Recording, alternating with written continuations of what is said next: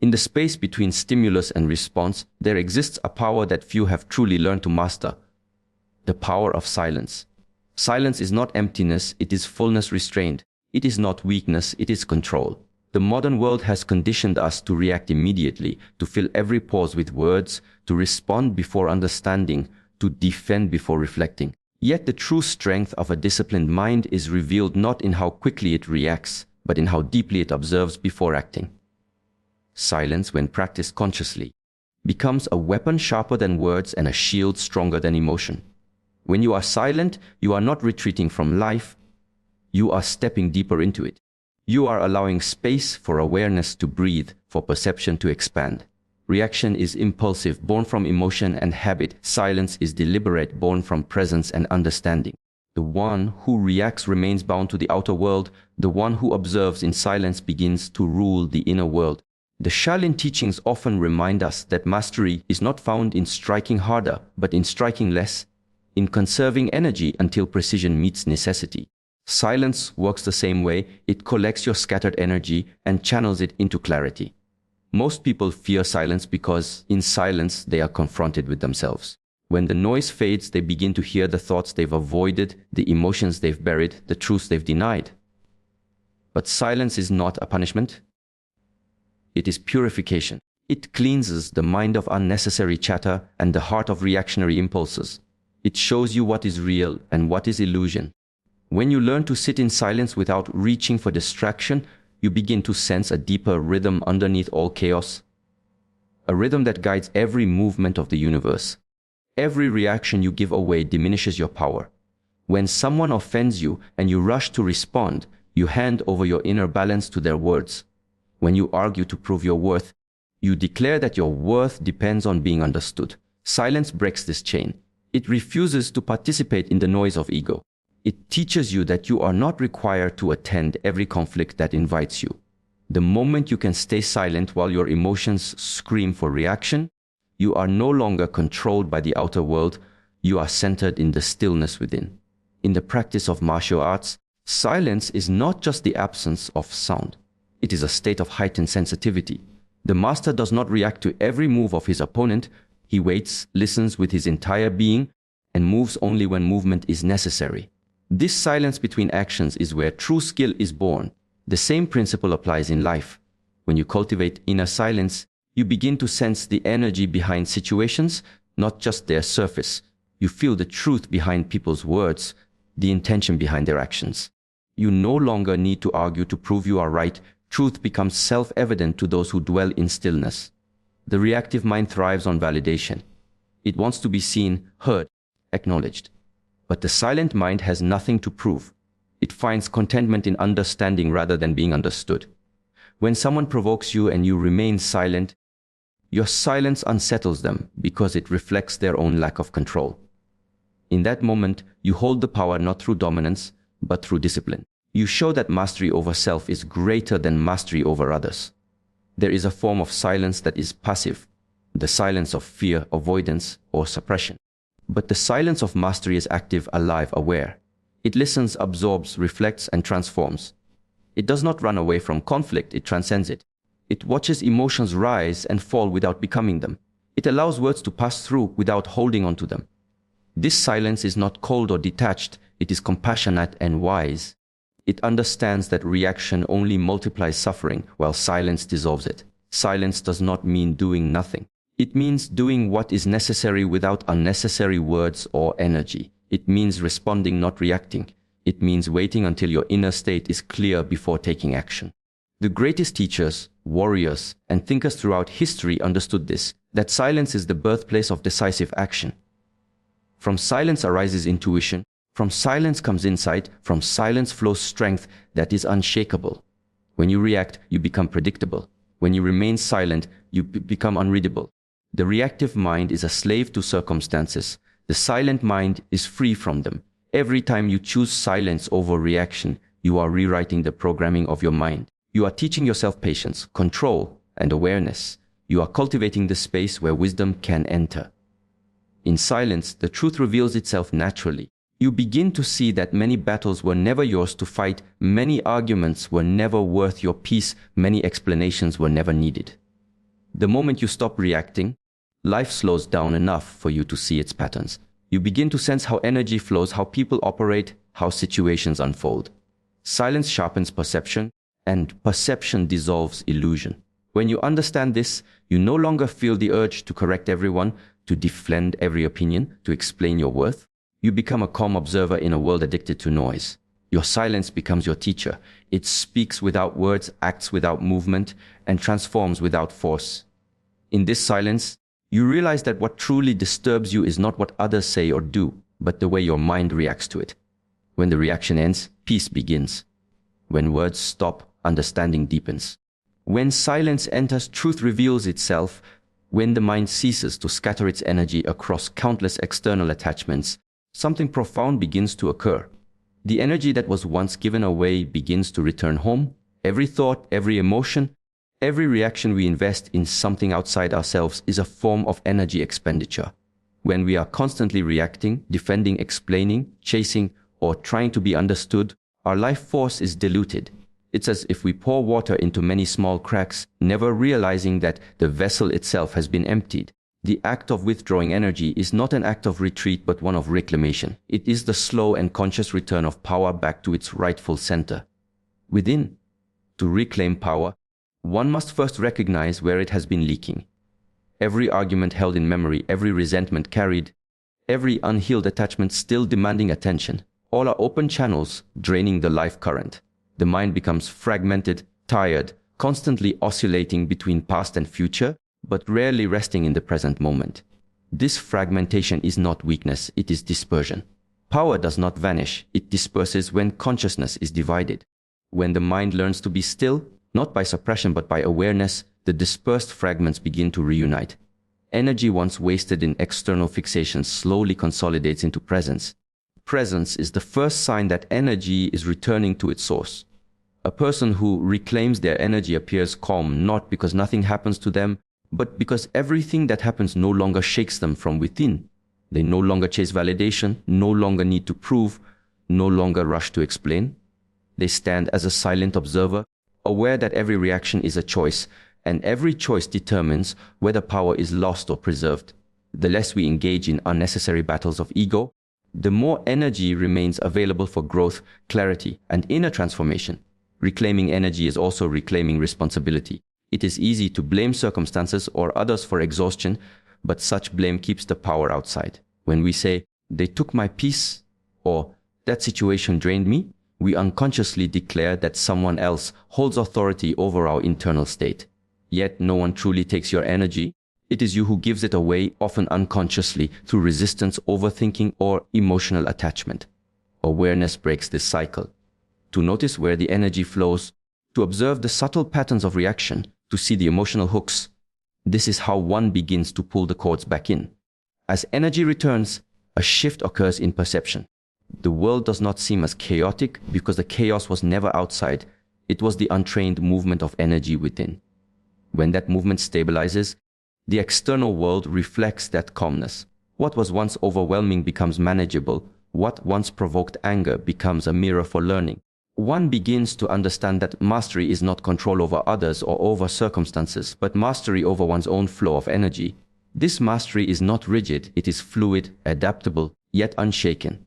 In the process of reclaiming power, silence becomes a companion, not silence of avoidance, but the silence that listens, that observes, that allows energy to settle. Every word not spoken in reaction preserves power. Every breath taken consciously restores harmony. Every emotion allowed to pass without identification frees energy trapped in old patterns. Power reclaimed is not loud, not forceful, but deeply grounded. It is the quiet confidence that no longer needs to assert itself because it knows its own source. This process requires discipline. Not the discipline of suppression, but the discipline of attention. The mind, trained over years to scatter, must be gently guided back each time it wanders.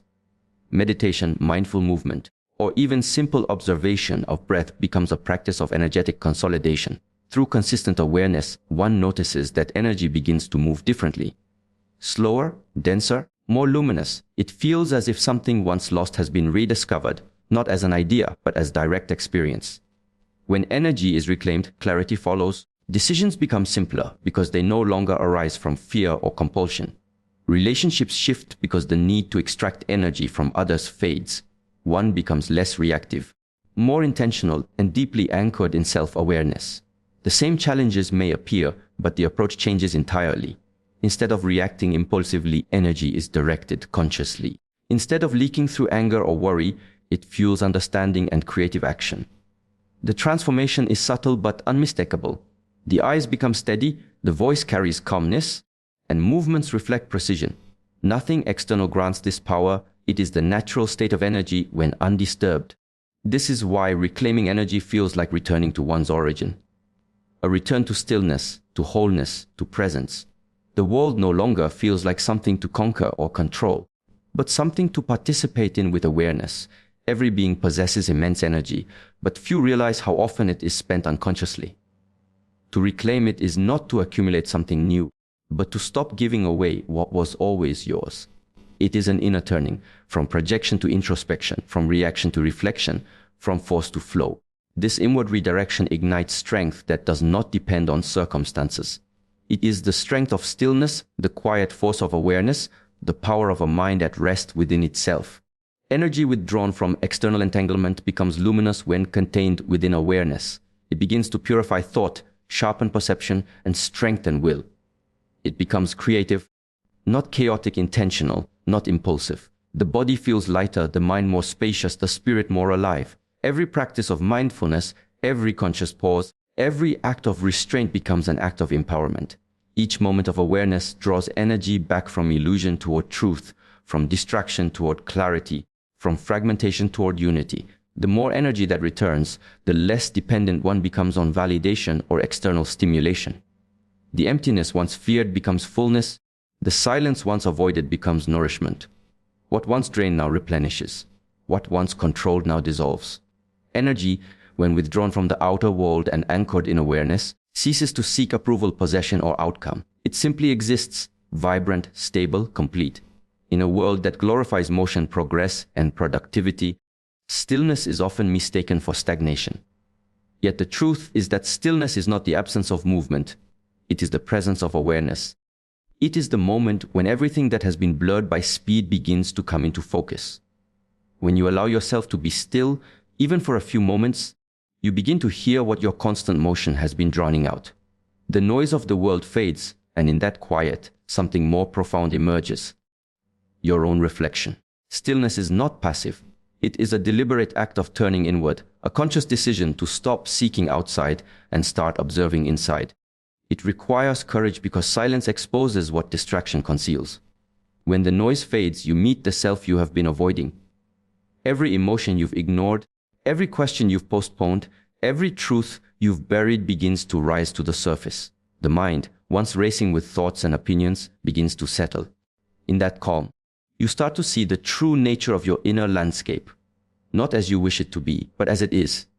Reflection begins where resistance ends. When you stop fighting your emotions, they start to reveal their messages. When you stop running from your thoughts, they start to organize themselves into clarity. Stillness is the mirror that shows you not who you pretend to be, but who you truly are beneath the performance. It shows you the fears that have guided your choices, the attachments that have shaped your pain, and the desires that have driven your pursuit. Most people never pause long enough to look into this mirror because stillness feels uncomfortable. But that discomfort is the birthplace of transformation. Through stillness, awareness deepens. You begin to recognize that your outer world is only a reflection of your inner state. Chaos outside often mirrors chaos within. If you find yourself constantly surrounded by confusion, distraction, or conflict, it is often because your mind has not yet found rest. When you learn to cultivate stillness, you notice that the world around you starts to slow down as well. The same situations that once triggered you begin to lose their power. The same words that once provoked reaction now pass through you without disturbance. You no longer chase control, you embody it through calm.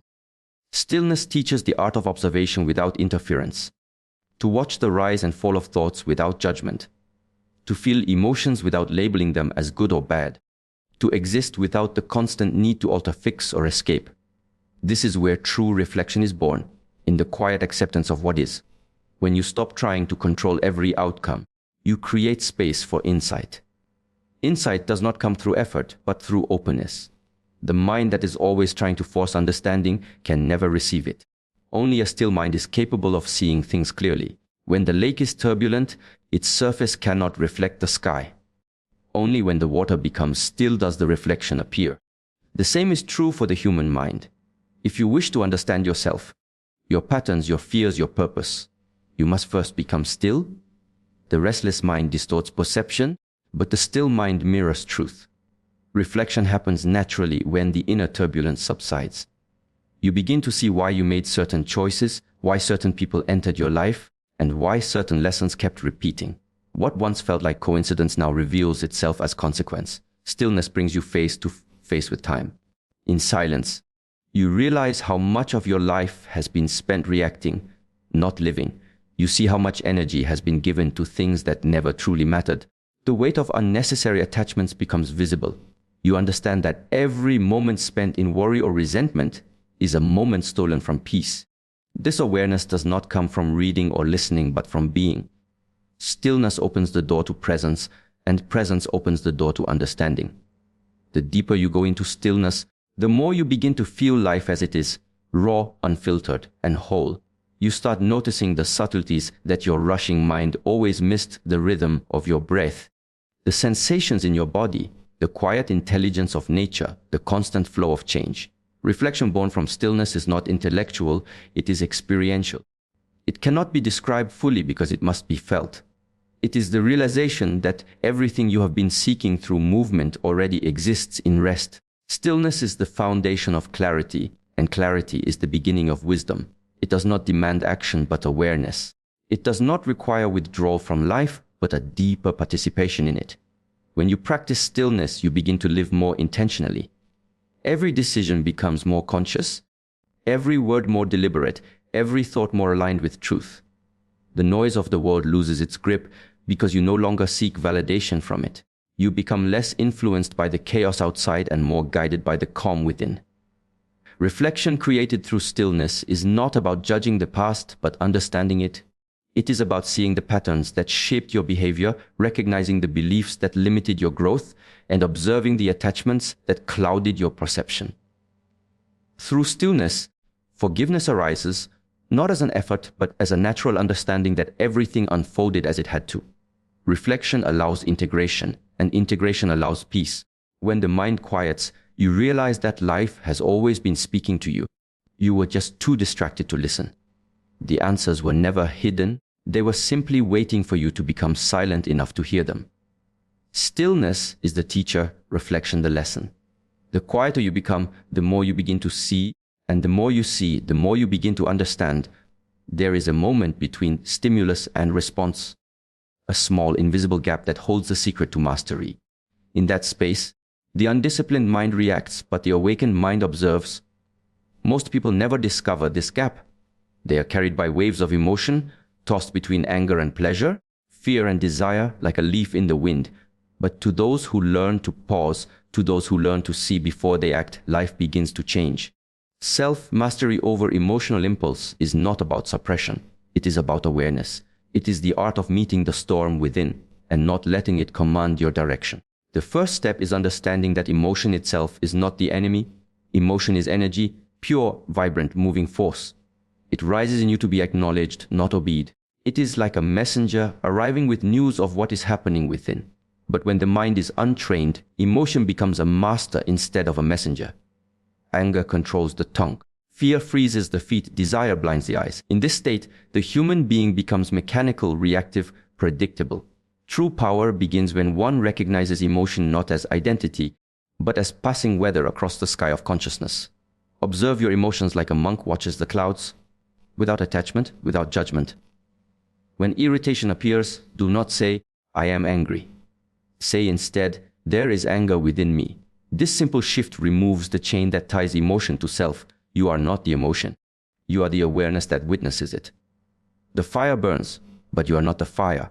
You are the one who feels its warmth. When this realization deepens, control begins to return. In the Shaolin tradition, training the body was never separated from training the mind. The purpose of discipline was not just to strengthen the muscles, but to calm the impulses. Every stance, every breath, every repetition was a way of teaching patience and focus. The warrior who cannot control his emotion becomes his own enemy long before he faces another opponent.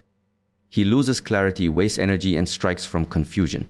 Likewise, in daily life, every impulsive reaction drains your strength. Every moment you surrender to anger or fear, you lose a fragment of your inner stability. To master emotion is to slow down the reaction long enough to see clearly. Before you respond to the world, you must first respond to yourself. When someone insults you, observe what rises. Notice the tightening in your chest, the heat in your face, the sharpness in your thoughts.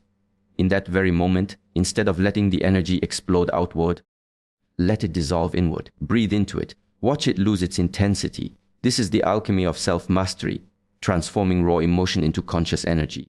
The human being who reacts immediately is ruled by habit.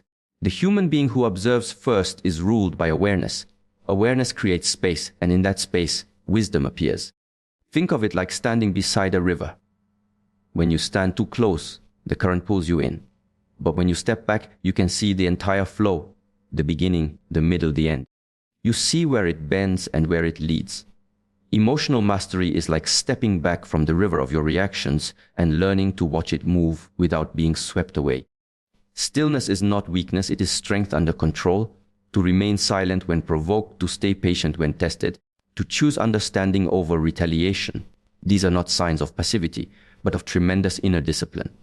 The world today celebrates speed and expression, but true mastery grows in silence and restraint. The calm person sees further.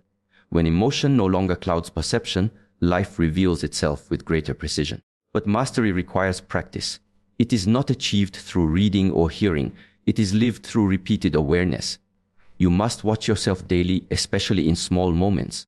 When impatience arises in a line, when irritation appears in conversation, when worry begins to build in the mind, these are your real teachers. Each emotion invites you to awaken. Each impulse offers a chance to remain present. The more you observe without reacting, the more distance you create between yourself and the force of impulse. That distance becomes your strength. The body plays an essential role in this training. When emotion stirs, it first touches the body. Breath becomes shallow, muscles tighten, heartbeat quickens. To master emotion, begin with breath. Deep breathing grounds the mind, reminding it of stability. The ancient masters always taught where breath goes, the mind follows. If you can guide your breathing, you can guide your thoughts. If you can guide your thoughts, emotion will no longer lead you blindly. Another dimension of mastery lies in acceptance. Many attempt to control emotions through denial, forcing themselves to feel nothing. But suppression is not control, it is resistance disguised as discipline. What you resist grows stronger in the dark. True control arises from embracing what you feel without losing awareness, to look directly at anger, to breathe into fear, to allow sadness without drowning in it. That is real courage. Emotional mastery is not about eliminating feeling, it is about experiencing fully without attachment. There is also a wisdom in understanding the root of emotional impulse. Most impulses are echoes of past pain or unfulfilled desire. When the past remains unresolved, it colors the present. Therefore, to master impulse is also to heal. Each emotion points towards something within that seeks understanding.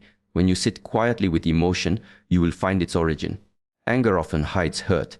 Fear hides uncertainty. Desire hides emptiness. Awareness reveals these layers and frees you from their control. The greatest victory is not over another, but over oneself. The battlefield of emotion is invisible, yet every human being fights upon it daily. To remain balanced in success and failure, calm in chaos, gentle in power. This is the work of mastery. It is not won through domination, but through surrender to awareness. Every time you choose observation over reaction, you build inner strength. Every time you allow emotion to pass without losing yourself in it, you grow in wisdom. And slowly the impulses that once ruled your life lose their grip, replaced by the quiet power of conscious presence. There comes a point when one realizes that true radiance does not come from what we accumulate, control, or hold on to. It comes from what we release. The glow that emanates from a detached mind is not artificial, not dependent on praise or possession. It is the quiet brilliance that arises when the heart is no longer chained to outcomes. Detachment is not indifference, it is freedom from inner turbulence.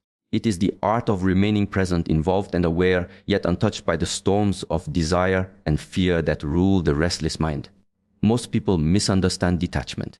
They think it means withdrawal or disinterest, as if one must step away from life to find peace. But the path of detachment is not an escape from the world. It is an awakening within it. It is learning to walk among people, to engage in the dance of relationships, ambitions, and challenges, yet never losing the center. The glow that follows detachment is not the dimming of emotion, but the refinement of it. You still feel joy, love, and sorrow, but these emotions pass through you without leaving scars, because the self no longer clings to them as identity. When the mind is attached, it becomes reactive. Every small comment or rejection becomes a wound.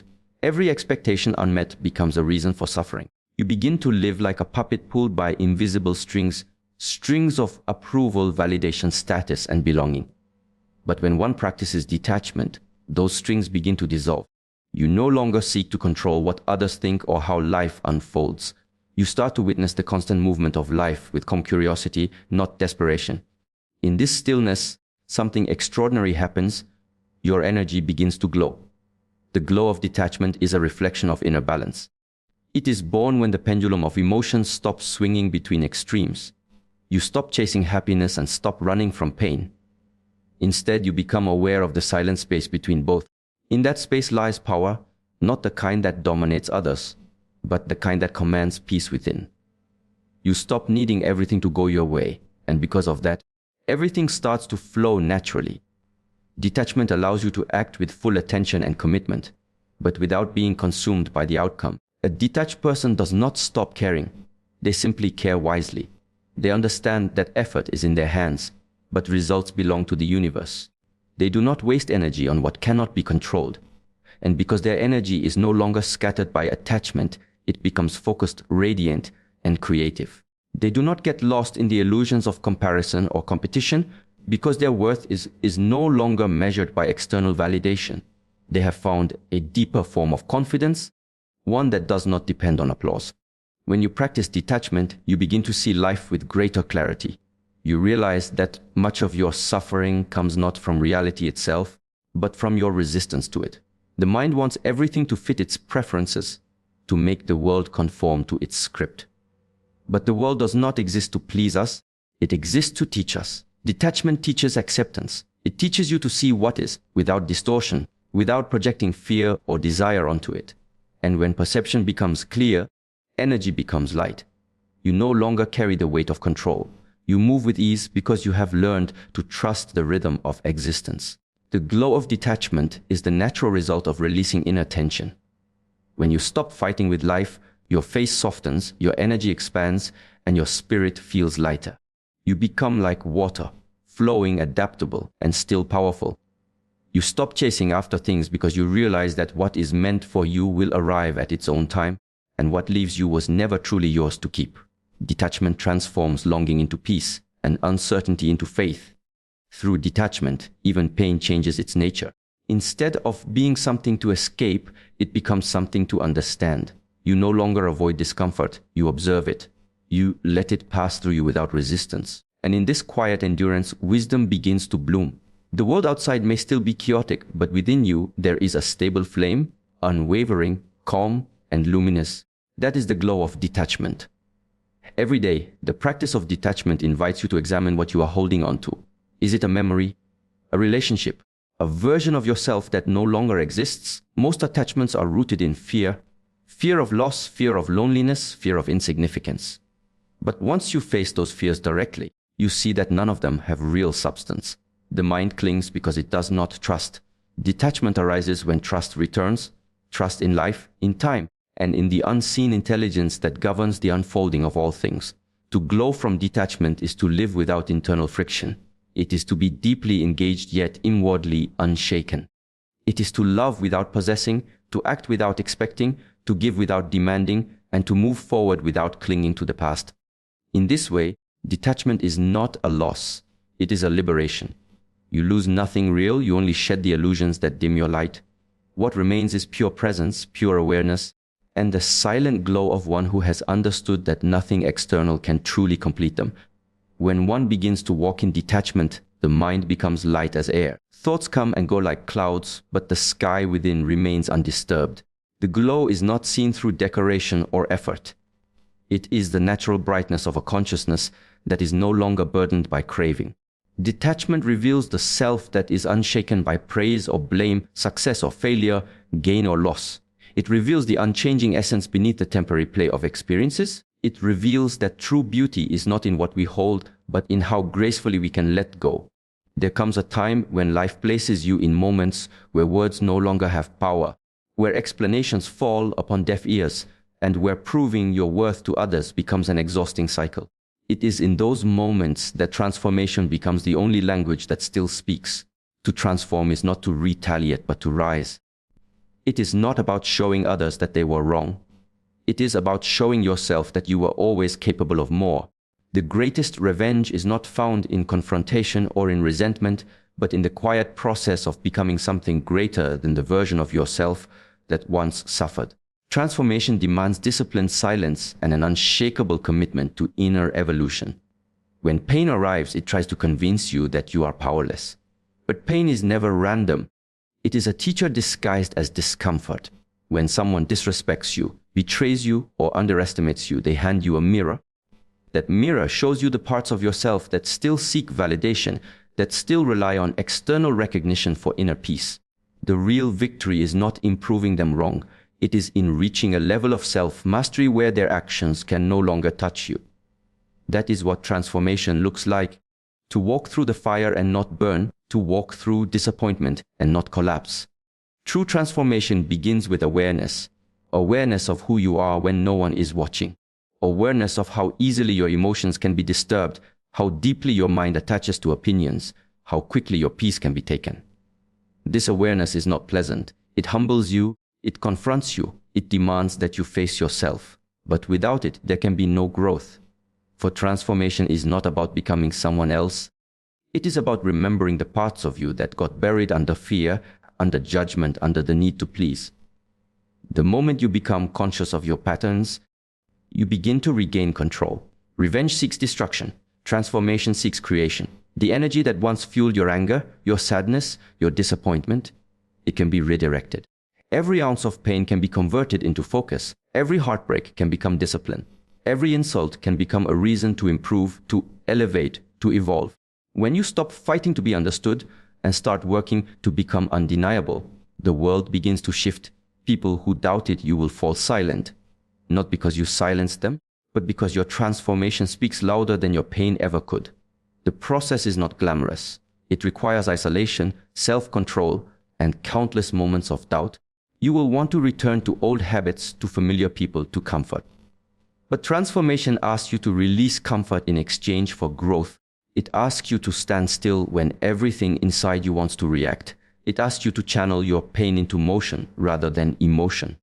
You begin to train your mind as a warrior trains his body, not for attack, but for mastery. In the path of transformation, patience becomes your weapon. There is a wisdom in waiting, in trusting that what you are building within will soon reflect without. When you let go of the need to show your progress, you start to understand that real change happens in silence. Like a seed buried deep in the soil, growth is invisible until it is undeniable. And by the time it blooms, the struggle will have already passed, leaving only strength in its place. Many will never understand this kind of transformation because it requires humility. It requires you to stop seeking revenge in others and start finding peace in yourself. It is not an overnight awakening. It is the slow burning away of everything false, everything weak, everything temporary. You stop running after validation because you begin to validate yourself through action, through presence, through persistence. You stop reacting to every insult because you understand that silence carries more power than argument. You stop trying to prove anything because your energy begins to speak for you. Transformation also demands forgiveness, not for others, but for yourself. Forgive yourself for ignoring your intuition, for trusting the wrong people, for staying too long in places that drained your light. These experiences were not punishments, they were preparations. They shaped the soil from which your new self would grow. The moment you forgive, you release the energy trapped in the past. That energy, once stagnant, begins to move again, and movement is life. When transformation takes root, Your energy shifts. You stop being reactive and become responsive. You no longer chase closure because you understand that closure is not something you receive. It is something you create. You learn that silence can be more healing than confrontation, that peace is more valuable than being right, that stillness is more powerful than control. You begin to build a new life, not as revenge, but as a reflection of who you have become. And it is precisely in that reflection where revenge fulfills itself. Those who once tried to break you will see that you have built yourself into something stronger. Those who doubted your strength will watch you move with grace. Those who dismissed your worth will witness the glow that can only come from pain turned into power. But by then, you will have no desire to prove anything, for transformation has already given you what you sought: freedom from the need for revenge. Transformation is the art of turning wounds into wisdom, of converting rejection into redirection, of transforming pain into potential. It is the silent process of becoming untouchable, not because the world stops hurting you, but because you stop giving it the power to control how you feel. The greatest revenge has never been about showing others what they lost. It has always been about remembering what you've gained through the act of rising, healing, and becoming,